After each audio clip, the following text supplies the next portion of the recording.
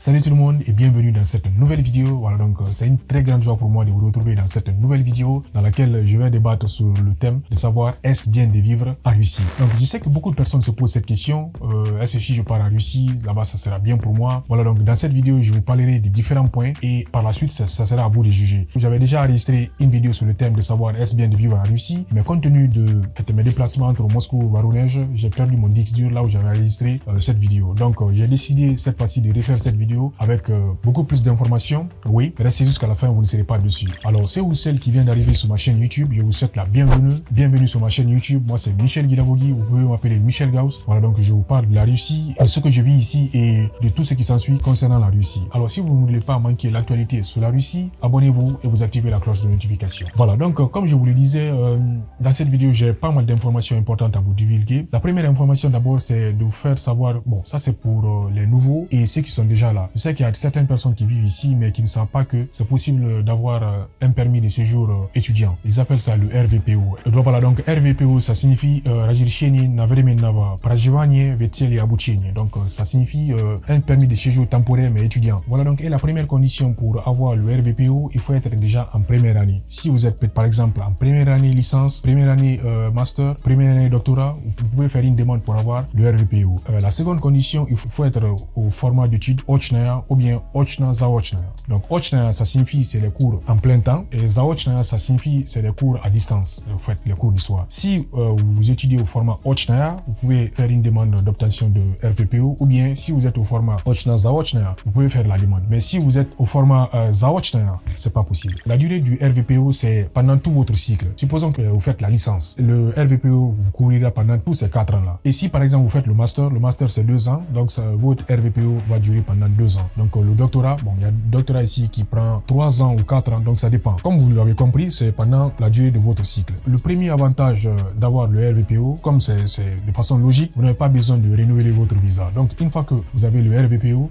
la seule chose que vous avez à renouveler, c'est votre enregistrement. Vous n'avez pas besoin d'aller tout le temps au décanat, donner votre passeport pour renouveler votre visa. Vous avez le RVPO pendant tout votre cycle. Tout ce que vous avez à renouveler, c'est juste votre enregistrement. Et puis encore, l'avantage d'avoir le RVPO, lorsque vous terminez par exemple votre cycle, vous pouvez faire une demande d'obtention de le VNG. C'est un autre permis de séjour, mais ça c'est plus étudiant, c'est un peu comme un titre de séjour. En fait, ça vous facilite la procédure d'avoir le passeport russe. Et avoir le passeport russe, c'est toute une procédure. Bon, donc si vous avez le VNG, ça vous donne beaucoup plus d'avantages d'avoir un travail officiel. Voilà, donc il y a les documents à fournir. Il y a beaucoup de documents à fournir. Il faut fournir le casier judiciaire, pas mal de documents. Bon, je laisserai un lien dans lequel vous allez pouvoir consulter. Voilà, donc tous les documents à fournir. Voilà, donc la deuxième information, c'est concernant le visa de travail. C'est pas, il y a beaucoup de personnes qui me contactent pour me dire Michel, s'il te plaît, tu peux m'aider à avoir un visa de travail. Vous pouvez avoir un visa de travail seulement quand vous signez un contrat avec une entreprise. Une personne tierce ne peut pas vous aider à avoir un visa de travail. Voilà, donc soyez très vigilants sur ce point parce qu'on peut vous promettre d'avoir un visa de travail et que vous venez ici, que ce soit en fait une illusion. C'est même une illusion. Vous pouvez avoir un visa de travail seulement quand une entreprise veut vous embaucher. C'est seulement ce cas. Maintenant, une personne qui va dire bon, moi je peux te trouver un visa de travail, je n'ai jamais vu ça. Et c'est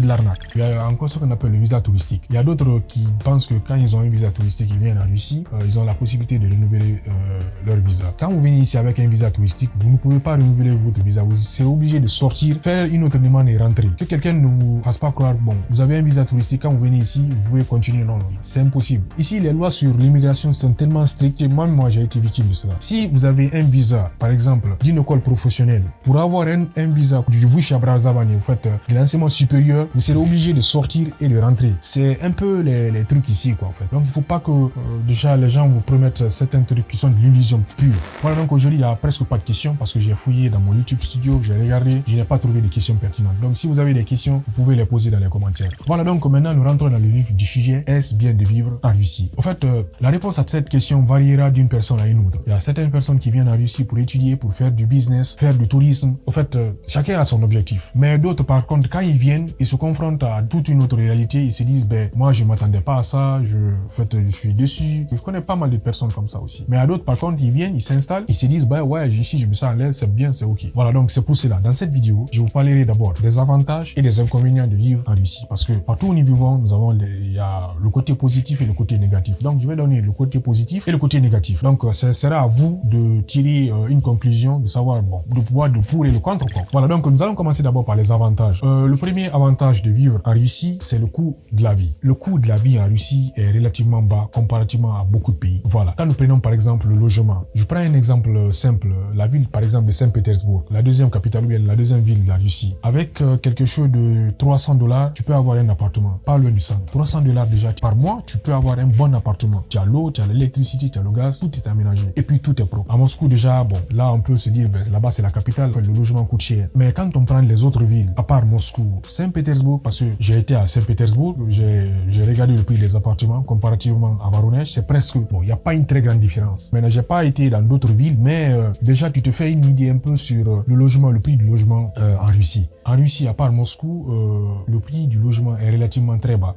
Et quand on prend par exemple le transport, en Russie, le déplacement coûte moins cher et vous avez tout à votre disposition pour vous déplacer. Que ce soit le train, l'avion, le bus, le métro, vous avez tout à votre disposition pour vous déplacer. Et ce qui est plus bien dans ça, quand on prend par exemple Moscou et Saint-Pétersbourg, vous avez la possibilité de faire des souscriptions en tant qu'étudiant. En fait, vous avez cette possibilité de faire une souscription étudiant. Comme ça, le transport devient 2 ou 3 fois moins cher que de payer avec votre carte bancaire. Et si vous voulez vous déplacer d'une ville à une autre, vous avez tout à votre disposition. Vous avez le train, vous avez l'avion, vous avez les bus. Ici, moi, le plus souvent, j'utilise l'avion parce que c'est rapide et puis ce n'est pas aussi cher que ça. Parce que ici, il y a des compagnies qu'on appelle des compagnies low cost. Il y a, je crois bien, Pabeda, c'est la compagnie la plus populaire. Il y a UTR. Voilà, donc il y a encore d'autres compagnies. Avec le train aussi, c'est possible. Mais moi, l'expérience avec le train, ça ne m'a pas trop plu. Voilà, donc un jour, j'ai voulu me déplacer avec le train, mais le fait que, bon, dans le train, j'étais avec des personnes que je ne connaissais pas et puis j'étais le seul noir, je me sentais un peu bizarre, quoi. Ça peut être différent pour vous, mais moi, ça a été un peu une expérience personnelle. Et quand nous prenons l'alimentation,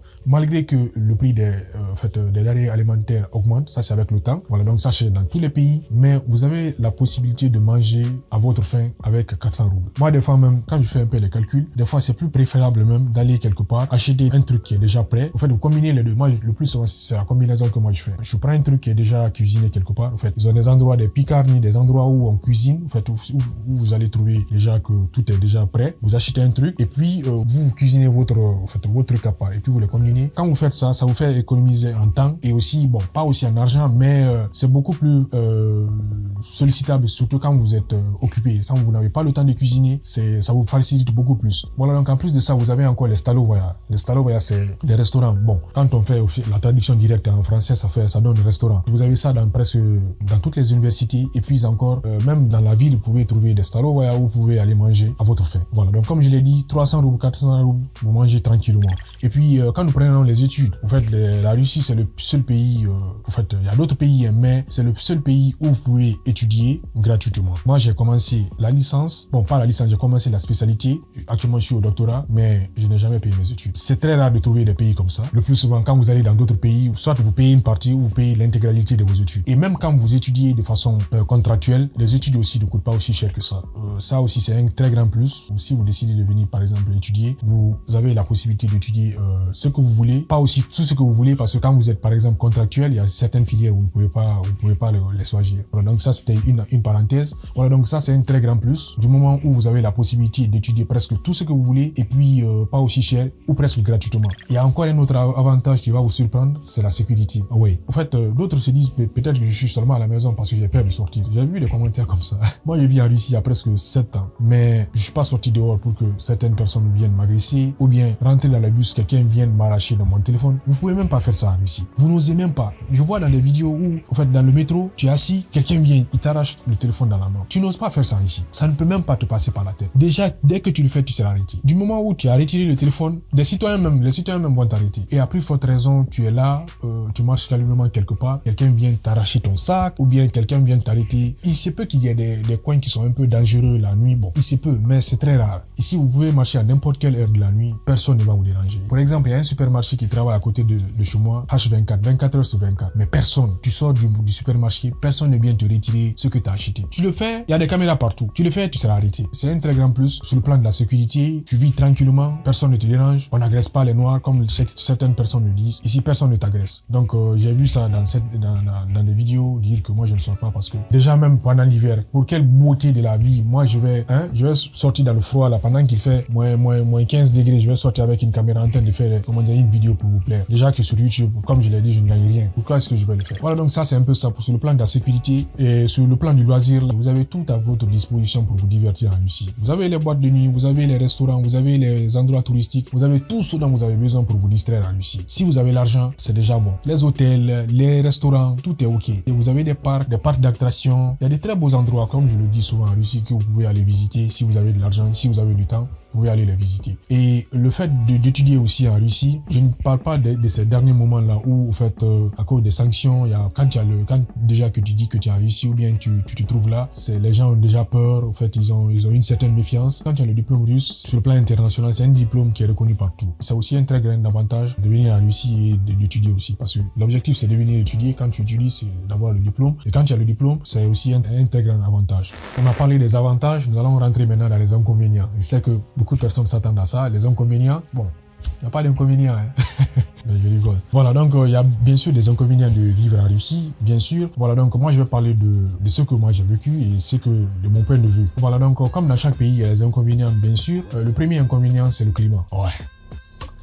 Le climat, surtout pendant l'hiver. L'hiver est long et puis pendant l'hiver, il fait froid. Et moi, j'aime pas ça. Même pour des simples promenades, c'est impossible. Tu es tout le temps dans la maison. Si c'est pas aller à l'université et revenir, tout le temps chez toi, tu ne vas nulle part. L'hiver, c'est un moment que je n'aime pas du tout. En fait, je sais pas si vous connaissez le froid, le vrai froid. Parce que quand il fait froid, c'est autre chose qu'en fait. Vous avez les mains qui sont gelées, vous ne pouvez pas. Oh, mais c'est autre chose. Oui, c'est un des avantages. Et puis, pendant l'hiver, les activités sont au ralenti. Tout est au ralenti. Beaucoup de trucs sont au ralenti pendant l'hiver. Voilà, donc c'est un peu l'inconvénient, le premier inconvénient. Le deuxième inconvénient, ça c'est pour les débutants. En fait, ceux qui viennent d'arriver, c'est en fait la langue. En fait, l'inconvénient, quand vous venez en Russie, vous ne parlez pas la langue, c'est un sérieux problème. Parce que ici, tout est en russe. Partout où vous allez. Donc, si vous venez en Russie et que vous ne parlez pas le russe, ça devient très compliqué. Mais avec le temps, si vous apprenez le russe, vous parlez déjà bien la langue, ce n'est plus un inconvénient. Voilà, donc ça c'est un inconvénient relatif. Donc, si vous parlez la langue russe, vous venez en Russie, c'est déjà un grand plus. Mais si vous ne parlez pas la langue russe, c'est très compliqué parce que partout en Russie, on parle russe. Voilà, donc le troisième inconvénient que, en fait, moi je vis actuellement en Russie, c'est sa fermeture. Actuellement en Russie, tout se limite actuellement en Russie. Il y a beaucoup de trucs aujourd'hui. Même quand tu veux t'arrêter sur certains sites, tu veux faire certaines activités, tu veux faire un truc. En fait, dès qu'ils voient que tu as un truc concernant la Russie, ils commencent à se méfier de toi. J'ai vécu ça dans pas mal de trucs. C'est un peu ça. Là, en fait, actuellement, c'est à cause de ces sanctions, il y a pas mal de trucs qui affectent la Russie sur le plan extérieur. Mais sur le plan intérieur, ça ne peut pas t'affecter parce qu'ici, il y a de l'autosuffisance en interne. Mais quand vous voulez maintenant vous ouvrir vers le monde externe, ça devient très très compliqué. Et actuellement, sans le VPN, vous ne pouvez pas accéder à certains sites. Moi, presque tout ce que je fais, c'est avec le VPN actuellement. Sans VPN, c'est impossible. Même YouTube actuellement, même pour regarder des vidéos, sans VPN, tu peux plus regarder YouTube. YouTube même est censuré actuellement en Russie. Voilà, donc ça, c'est encore un point négatif. Et même sur les embauches en ligne, tu peux utiliser toutes les ruses possibles pour essayer de les contourner des trucs. Et dès qu'ils voient qu'il y a un truc qui colle sur la Russie, un truc comme ça, ils vont essayer toujours de t'écarter. Voilà, donc c'est pas des trucs que j'imagine, c'est des trucs que moi-même j'ai vécu. Voilà, donc, et que je partage avec vous. Donc c'est un peu le truc en fait. Un autre point négatif, c'est la différence culturelle. En fait, quand vous venez d'arriver ici, ça devient très compliqué pour vous de vous intégrer. Surtout que lorsque vous ne parlez pas la langue, ça devient encore beaucoup plus compliqué. Et du moment où il y a cette différence de culture, en fait, des fois c'est très difficile pour vous de vous comprendre avec eux sur le plan humoristique. Tu trouveras toujours des points de divergence. Tu peux être ami avec des personnes, mais au fait, ils ont été éduqués d'une façon où toi tu peux penser un truc facile, mais eux ils prennent ça très au sérieux. C'est des petits points de nuance. Moi je vis ici il y a longtemps. J'ai des amis avec lesquels je passe du temps, mais à chaque fois il y a toujours des points de divergence. C'est un peu le truc, la différence culturelle. Mais par contre, il y a certaines personnes qui viennent, ils trouvent leur crew, leur groupe, et puis voilà, ils trouvent des personnes personnes avec lesquelles ils se comprennent, voilà, et donc ils passent du temps ensemble. Il y a des trucs comme ça. Déjà, quand vous venez, vous ne parlez pas la langue, ça devient très compliqué. Et puis, vous intégrez, c'est au fur et à mesure le temps va passer. Voilà, donc ça, c'est un autre point négatif. Voilà, donc il y a encore un autre point négatif. Je sais pas comment je peux noter ce point, mais quand vous commencez une procédure ici, vous voulez faire, par exemple, le RVPO. Les gars, ou bien vous venez d'arriver en Russie, les gars, faites, ça sera d'abord votre première expérience. Les documents, pour t'installer, c'est toute une procédure. Non, vous commencez par les examens médicaux. Quand vous allez chez un docteur, aujourd'hui, on vous dit, allez ici. Demain, va là-bas. Après-demain, va là-bas. Je sais que toutes les personnes qui vivent en Russie le savent. Quand vous commencez une procédure ici, on va vous demander beaucoup de documents, beaucoup de procédures. Et ça, des fois, c'est décourageant, je ne vais pas vous mentir. Et gare à vous, gare à vous d'avoir des problèmes de documents en Russie. Il n'y a pas de pitié. Là, je ne vais pas vous mentir. Et les documents en Russie sont très chers. Ça, je crois bien, ça, c'est partout en Europe. Donc, tout ce qu'on vous donne, il faut garder. Gardez-le soigneusement. Parce que quand vous avez un problème de document, il n'y a pas de pitié. Moi-même, j'ai été victime de cela. Parce que j'étais allé à Saint-Pétersbourg. Il m'avait dit de faire encore une nouvelle carte verte. Parce que ici, on demande à chaque étudiant de faire sa carte verte. Quand j'allais là-bas pour faire ma carte verte, ils m'ont demandé d'envoyer les examens médicaux que j'avais passés à Voronezh. Ici, quand vous commencez une procédure, ça devient très compliqué, en fait, d'aller jusqu'au bout. C'est pas décourageant, mais vous allez un peu souffrir parce que ici les lois sur l'immigration sont très strictes et puis ça fait que des fois t'es un peu découragé quoi en fait. Les documents, dis-le moi ici j'ai tellement de documents avec moi. Et gare à toi de perdre un document parce que après 5 ans, 6 ans, on peut te demander un document après même 7 ans. Voilà, donc à part ça, c'est ok quoi en fait. Je vous ai parlé des avantages et les inconvénients de vivre en Russie. Maintenant, ça sera à vous maintenant de juger. Donc, si vous trouvez que les avantages priment sur les inconvénients, c'est à vous de voir. Ou que si les inconvénients priment sur les avantages, ça sera à vous de choisir. Donc, c'est un peu moi mon point de vue. Quelqu'un d'autre peut avoir son point de vue. Voilà, donc les procédures pour la Russie, la Roumanie et la Pologne continuent toujours. Vous savez où me contacter. Voilà, donc pour ceux ou celles qui veulent étudier dans ces différents pays, contactez-moi, j'ai mon numéro WhatsApp. Contactez-moi là-bas pour avoir plus d'informations. Donc, c'est tout pour cette vidéo. Abonnez-vous, likez, partagez, posez vos questions, les questions pertinentes. Quand j'aurai le temps, je vais les répondre. Voilà, donc je vous dis à bientôt pour une nouvelle vidéo.